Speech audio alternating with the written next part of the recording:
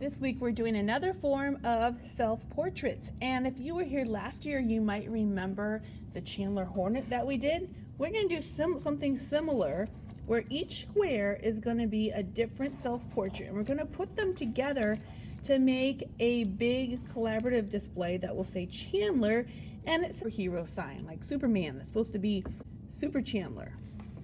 And so you're each going to design your own self-portrait, and you're going to be getting a set of colored pencils. ROA kids, I believe you should already have colored pencils. Your colored pencils you can take home, but again, add it to your supplies and keep them safe. What you're going to do first, I would suggest that you start with a pencil, and you're going to lightly sketch. Now, if you want to draw yourself as a superhero, that's fine. If you want to draw yourself with a mask on, that's fine. We're going to start by getting the shape of your head, and I want your head to fill most of the paper. This is not a full body. We might see your neck and your shirt. We want to see all the beautiful faces at Chandler. Now I'm going to show you something when we draw faces. It's called something called proportion, is how our faces are divided up. And if I divide it right down the middle and then right across here, my eyes, people's eyes are in the middle of their face. If you want to check this out, and your eyes are there. Now, if I go between the distance between my eyes and my chin, and I go about halfway, again, about, not exactly, my nose is going to come to the bottom.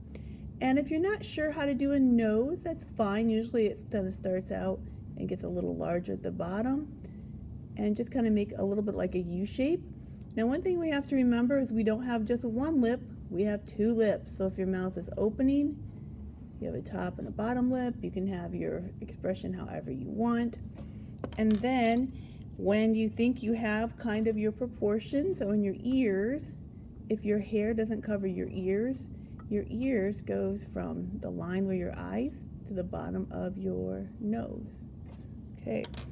Then when you have that, you can outline. I would outline with a black or brown.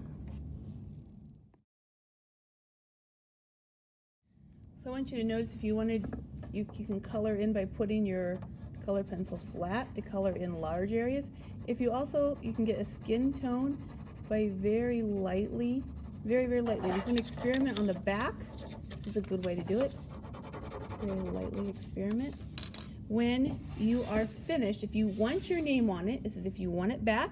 If you want people to know who you are, put your name on the front. If you don't want people to know who you are, put your name on the back. This is where you're going to leave your artwork when you're finished.